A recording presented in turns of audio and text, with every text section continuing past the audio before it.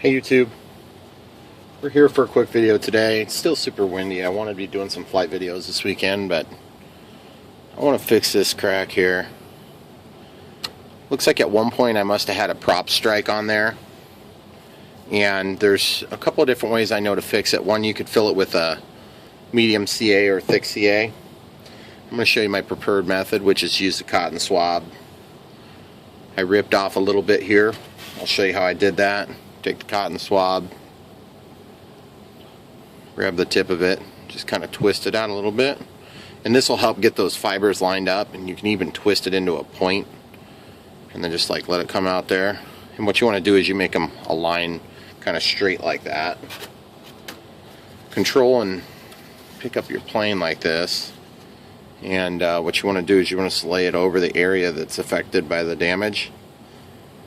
And what I'm going to do is I'm going to take this little toothpick here, and I'm just going to kind of stick that product into the hole, or the crack in this case.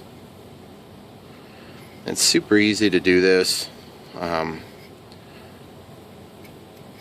what you can do is you can kind of spin that Q-tip fiber into the hole, and the objective is not to fill the hole, but what you're doing is you're making the hole a little bit less shallow so that the CA can actually cover the top of that area. Okay, so you see how there's a little bit of fiber that's left over. That's probably just the way it's going to be. It's not going to be a big deal. Okay, but you can see how that kind of sticks up a little bit. That part's probably not super critical, because obviously you need to have a little bit of overlap to make a smooth transition. You can see it's not going to cooperate totally until you get it wet with some CA. Now I'm going to go ahead and use thick. You could use thin on this. Thin soaks in really nice, but thin is also very, very fast acting. So I'm just going to get a nice thick drip, and I'm going to just go right in the middle, and it's going to wick to all the areas. I'm going to give it 2 or 3 drips. Okay, so I got the 3 drips. I'm going to take my tool and I'm just going to roll it.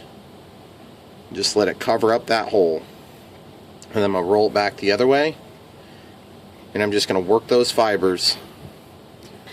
And you can see how nice that looks now on the outside edge. And once you get it to a spot where you think it's good, and this is really hard for me, just stop screwing with it. Just stop screwing with it, leave it alone.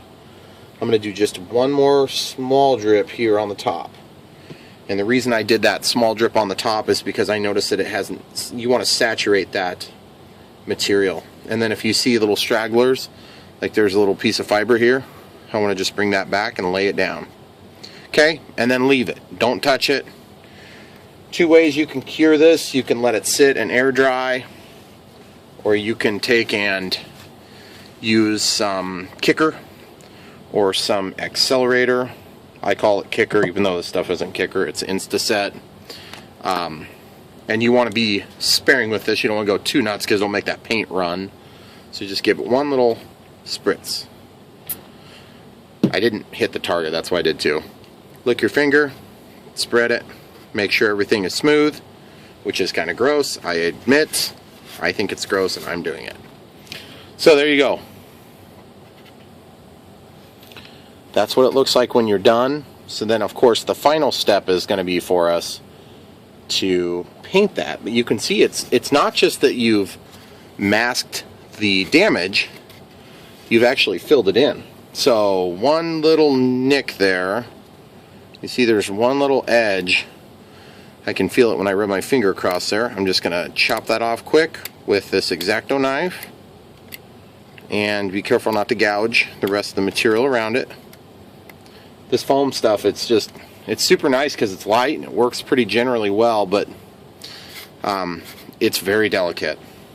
Okay, then for silver on these, this Carbon Cub SS floats. I'm just going to show you the part number here, if I can get the thing to focus. So it's 114 Romeo. What is M? Anyway, M11461_0611. This is a Tester's enamel. Testers, you can get that at any of your hobby shops. pretty much worldwide from what I understand. So we're just going to pop the cap off of this. We're going to use a Q-tip that we already partially destroyed, and we're just going to take and just grab a touch of the silver. Remember, silver is kind of weird because it won't perfectly match, but you can kind of thin it by just doing a really light coat. And once you paint this thing, what you can do is you can take and roll it back and forth to kind of help blend it in. And the damage, it's not disappeared totally, but it sure looks better than it did before. And it looks like I just need a little bit more color on there. So we'll just blend that in just a touch more. And there you go. That's what you get, guys. And it looks good. It's strong. But just be careful how much you do that to your planes, because, you know, every time you do that, you're adding a little bit of weight. And I've got a little bit of crushing on the nose here. And we've already tried to address this earlier on, and we largely addressed it. So now that we're done with that, we'll do this. This one here just has little voids and bumps in it. And so what I'm going to do is I'm actually going to take this same product, the same CA, which is a Instacure Medium Odorless, which is a foam safe product, obviously. And what we're going to do is we're just going to take and we're going to smear this over the spinner, and I'm just letting it roll around. I got a drip built up here, and I'm just letting it roll around. Try not to let it drip off of there. You'll waste the product, of course. This stuff is expensive, so you don't want to just like throw it everywhere. Okay, so I'm changing the pitch of the plane as I roll this slowly, and I'm just letting that drip coat the tip of the spinner. And so now that it's spread to the extent where it's not got a huge drip on it, what I can do is I can switch gears and then go ahead and take this Q-tip, and I can spread it that way too. So I'm just going to roll it, just walk around it, and it's wanting to stick as I do this, so you just kind of got to be careful that you don't let it stick. This is one of the spots where it's a little tricky. You just got to kind of play it by ear. This is the nastiest spot right there. There's one nasty gouge there.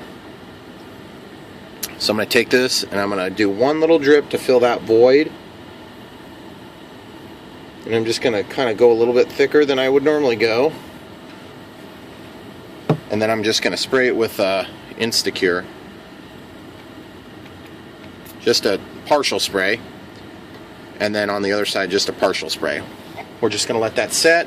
And by the way, did you notice how I did that, guys? I had this sitting in the backdrop of the overspray. You want to be careful because you'll clog your bottle up. And I mean, that's like a $16 bottle, so you don't want to do that. If you're like me, you go through a lot of Instaset and you go through a lot of CA. So when you fly, you crash. When you crash, you need to fix. And when I say crash, I don't mean like I have complete, you know, crash in the side of a house or get run over by a tank. I mean, I'm just talking about rough landings and stuff like that. Okay, so now we're going to come back to this. That stuff is cured, believe it or not. And you can validate that real quick by just touching. Yep. Got a nice solid surface. So now you can pick it up and you can control where you paint. Now look, that's just going to cover up. That's just going to cover up with a nice smooth coat. Wherever that damage was. And again, it's not going to be perfect, but it's going to look a little better than it did. I had those nasty bumps. And that's what I was trying to get filled in, is just those nasty bumps. So I'm just going to take this. Just going to go out toward the tip of the spinner. Just give it a spin a couple of times, and there you have it, guys. It's done.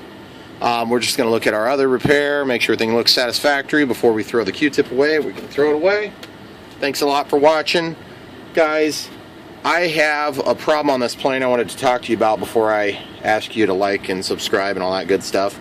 And that is, I would really like to do some flaps and LEDs. But I am struggling here because look at this. There's a seam right there. And the seam continues. This plane was halved together. You can see it's not like the other UMX planes. Normally you split them lengthwise and then they come in half. Well, as you can see, there's no seam. I might have some trouble getting this plane taken in half. So what I'm thinking of doing is there's a piece of tape here and a piece of tape here, and then there's a glue surface all the way around this underside of the wing. So if I cut this and I cut that and I lift the wing off, obviously taking off the wing struts, then that will allow me access inside of here to get down to where that controller is, which is where I'm going to need to get if I want to test to see if it'll accept flaps. Okay? Trouble is, and then of course for the LEDs, you know, I'm going to have one line that comes back and taps into this, and then I'll have one line over here that comes back and taps into this. If you've watched it in my videos, that's the way I try to do it. The problem is on this plane is that the tail, then, if I can't get this thing split in half, I got to do a tail light too. I almost always do tail lights. And I'm not a big fan of just taping crap all over the outside of a beautiful plane. So, trying to figure it out. If you guys got any great ideas, or if you've already had the wonderful privilege of pulling one of these things apart, go ahead and add it to the comments below. I think for now, any pointers you can share. I'm going to be looking at minimum doing the red and green lights, and then I'll be doing a landing, and then this on a Cessna 182 there's a landing and a taxi light that are side by side mounted out here toward the end. And then some of the Cessna 182s have lights in these vent holes. I don't actually like the way that looks, so I'm going to do them on the wing. And I might actually get a little bit more particular about the way it looks, because this is such a beautiful plane. I'm probably going to take and do a clear piece of plastic that wraps underneath the wing, and it just makes those white lights look phenomenal. That's what I'm going to do out there. These ones are going to be a little simpler, just be my standard glue covered. And then same thing back here with my white tail light. I don't know that I'm going to do an anti-crash beacon up here, and I'm pretty sure I'm not going to do strobes, because the control circuit for that is going to weigh in the area of about 5 or 6 grams, and I just don't have any interest in making this thing fly badly for the sake of a couple of strobe lights. The strobe lights are awesome, but you need a bigger plane to get away with the weight. So thanks a lot, guys, for watching. I hope this helps you out on, you know, trying to fix your floats and fixing the spinner in this case. And I'm really hoping the wind should calm down later this afternoon. We'll get you some flight video of the 3S on the P47 revision 2, and then possibly on the the F-22 profile plane. Thanks for watching. Don't forget to like and subscribe.